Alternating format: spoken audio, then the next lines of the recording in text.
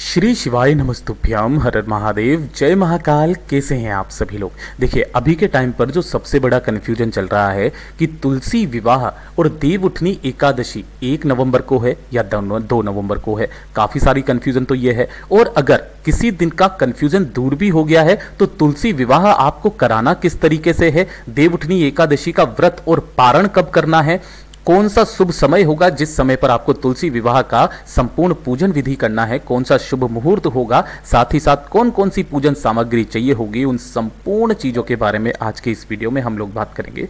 गुरुदेव जी की ही कथा से सुन करके और समझ करके पूरे उपाय को बहुत आसान भाषा में आपको बताऊंगा।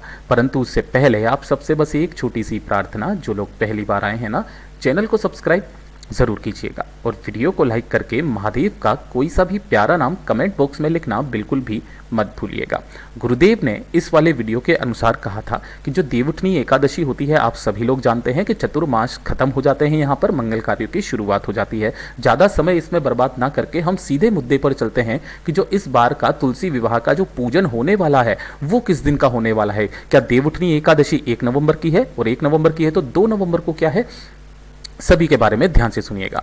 सबसे पहले बात करते हैं, अगर पंचांग के अनुसार देखा जाए तो जो 2 नवंबर 2025 का पंचांग है, जिसे हमने उज्जैन मध्य प्रदेश के अनुसार लिया गया है, वहां पर एकादशी की जो तिथि है वो 1 नवंबर को 9 बजकर सुबह 12 मिनट पर शुरू हो रही है और खत्म कब हो रही है, 2 नवंबर को सुबह के 7 बजकर 31 मिनट, यानी कि 2 नवंबर को जब सूर्योदय होगा उस समय पर जो तिथि होगी वो कौन सी होगी, एकादशी की तिथि होगी, है ना।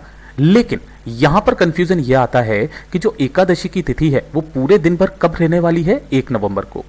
उदया तिथि के अनुसार कब है, 2 नवंबर की। तो ऐसे में तुलसी विवाह कब करवाना है। देखिए, तुलसी विवाह का जो विशेष पर्व होता है वो हमेशा कब का माना गया है, वो माना जाता है शाम के समय का। देखिए, काफी सारे 2 और 3 में भी कंफ्यूजन में है, तो आपको इन सभी चीजों को नोट डाउन करना है। सबसे उत्तम समय है तुलसी विवाह 2 नवंबर को कराना उचित रहेगा। और जो सबसे उत्तम समय बताया गया है, क्योंकि गोधुली बेला में ही, संध्या काल के समय ही तुलसी विवाह करवाया जाता है। और ये जो गोधुली बेला है वो कब से कब तक है, 5:35 से लेकर के 6:01 तक रहने वाली है ना। और जो दोपहर की पूजा होती है, मतलब कि एक सुबह की और एक दोपहर की, वो कौन सी है, सुबह 9:29 से लेकर के 11 बजे तक जो अमृत काल चलेगा उसमें आपको सुबह की पूजा करनी है।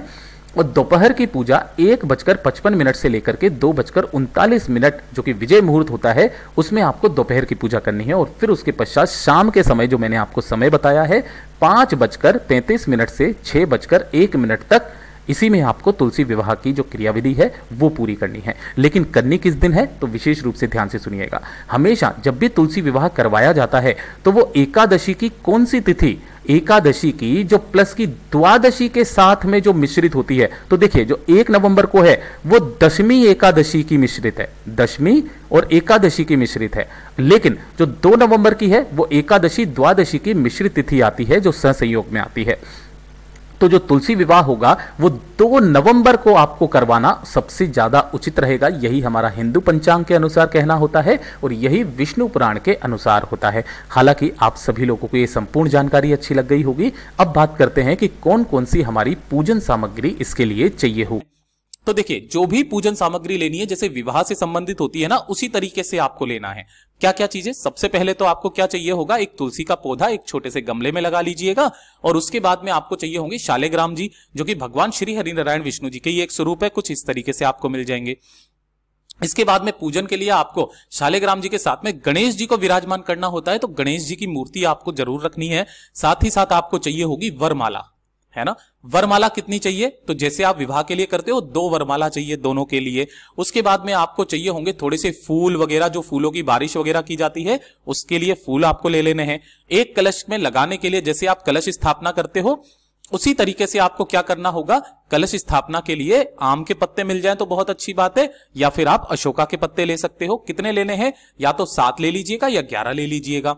उसके बाद में आपको चाहिए होंगे यहां पर नारियल। अब नारियल कितने लेने हैं आपको, 2। ये जो जटा वाले नारियल होते हैं, एक तो होगा जो कलश के ऊपर आपको रखना है जब कलश स्थापना होगी, और जो दूसरा वाला लेना है तो जब फेरे पड़ते हैं ना, फेरे की विधि जब आप कराओगे विवाह के समय पे, उस समय पर काम में आएगा। उसके बाद में 5 प्रकार के बर्तन आपको ले लेने हैं कम से कम। देखिए इसे हम लोग बारोटी कहते हैं, हमारे तरफ तो होती है ये वाली एक विधिवत पूर्वक बर्तन वगैरह दिए जाते हैं। बारोटी के तौर पर आप 5 प्रकार के बर्तन ले सकते हैं, जैसे 1 प्लेट, 2 कटोरी, 1 चम्मच, 1 गिलास, इस तरीके से अपने श्रद्धानुसार। उसके बाद में आपको लेनी होंगी जो श्रृंगार जो होते हैं, 16 श्रृंगार की जो चीजें होती है, सुहाग सामग्री, वो ले लेनी है। साथ ही साथ ये वाला जो आप बैग देख रहे हो, जैसे कि आप अपनी दुल्हन को या किसी को भी देते हैं ना, तो बिछिए आपको जरूर रखने, अपनी श्रद्धा के अनुसार आप कैसे भी, चाहे कैसे भी आप बिछिए बना सकते हो, चांदी के या कैसे भी, वो बिछिए जरूर लेने हैं। उसके साथ ही आपको चाहिए होगा एक पीला कपड़ा। ये पीला कपड़ा किसके लिए होगा? भगवान शालिग्राम जी के लिए, है ना। किनके लिए? भगवान शालिग्राम जी के लिए। और एक लाल कपड़े की चुनरी लेनी होगी आपको माता तुलसी जी के लिए, ठीक है। अब इसी के आपको 2 सेट जरूर ले लेने हैं। देखिए एक तो जब आप उन्हें ओढ़ाओगे तब के लिए, और एक जब आप गठबंधन करोगे ना, तब भी आपको इन्हीं दोनों चीजों का क्या करना है? गठबंधन करना है ना। दोनों का पीले कपड़े के साथ में, और जो माता की चुनरी है, तो आपको ये 2-2 ले लेनी है। उसी के साथ में आपको जो वस्त्र वहां पर रखने हैं, जो भी आप दान करोगे अपने तौर पर, 1-1 जोड़ी वस्त्र और साड़ियां जरूर रख लेनी है, ठीक। अब ध्यान से सुनिएगा, जो सबसे महत्वपूर्ण चीजें हैं, जैसे कि मैंने आपको चुनरी के बारे में पहले ही बता दिया, वो ले लेना। अब एकादशी के दिन क्या होता है कि चावल का प्रयोग करना निषिद्ध होता है, ठीक है। तो आपको चावल की जगह क्या लेना है? सफेद तिल जो होते हैं ना, वो सफेद तिल ले लेना है। इसी के साथ में थोड़ी सी आपको लेनी होगी मिश्री, ठीक है। थोड़ी सी मिश्री ले लीजिएगा।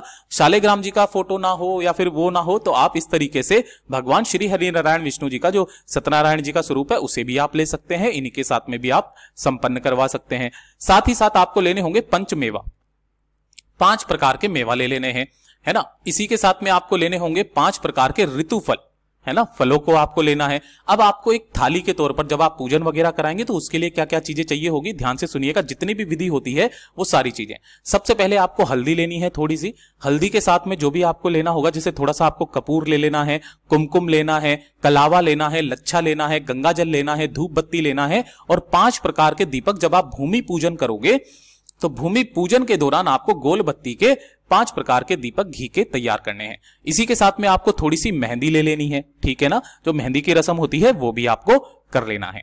इन सभी सामग्रियों के साथ में आपको कलश में डालने के लिए जो चीजें चाहिए, 1 रुपए का सिक्का हो गया, है ना, साथ ही साथ इलायची हो गई, हल्दी की गांठ हो गई, या फिर आपके साथ में सुपारी हो गई पूजा वाली, फूल हो गए, ये आपको कलश में डालने के लिए होंगे। उसी के पश्चात आपको दक्षिणा के तौर पर कुछ एक पैसे वगैरह वहां पर रख देना है, और एक कलश आपको ले लेना है जल के लिए, ठीक है। अब जब भी आप इसका पूजन करवाओगे ना, तो पूजन कराते समय पर आपको उन दोनों को विराजित करना होता है। तो विराजित करते समय आपको 2 तरीके के पाटे चाहिए। एक इस तरीके का पाटा जो भगवान शालिग्राम जी के लिए होगा, है ना, अलग से, क्योंकि जमीन पर तो नहीं करा सकते। दूसरा होगा माता तुलसी के लिए, ठीक है। तो 2 प्रकार के इस तरीके से पाटे ले लेना।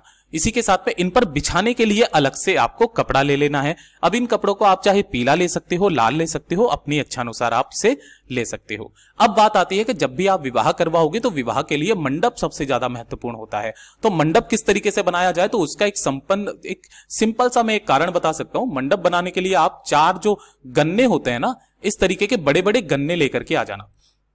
हमने कैसे किया था, जैसे कि मैंने आपको शुरुआत का जो हमारा फोटो था, उसके अंदर भी मैंने आपको बताया था। देखिए इस तरीके से हमने मंडप बनाया था कि जो इस तरीके से जो बाल्टी या गमले होना, उसके अंदर मिट्टी भर देना, और उसके अंदर इन डंडों को गाड़ देना। जब डंडों, इस सभी गन्नों को गाड़ देना, और गन्नों को गाड़ने के पश्चात यहां पर अगर आप देखोगे, तो देखिए ऊपर से आप इन सभी को क्या कर देना, बांध देना। इस तरीके से यहां से आपको इन्हें बांध देना है। देखिए इस तरीके से आपको मंडप को भी तैयार कर लेना है। इसी के अंदर आपको क्या करना है, तुलसी विवाह संपन्न करवाना है।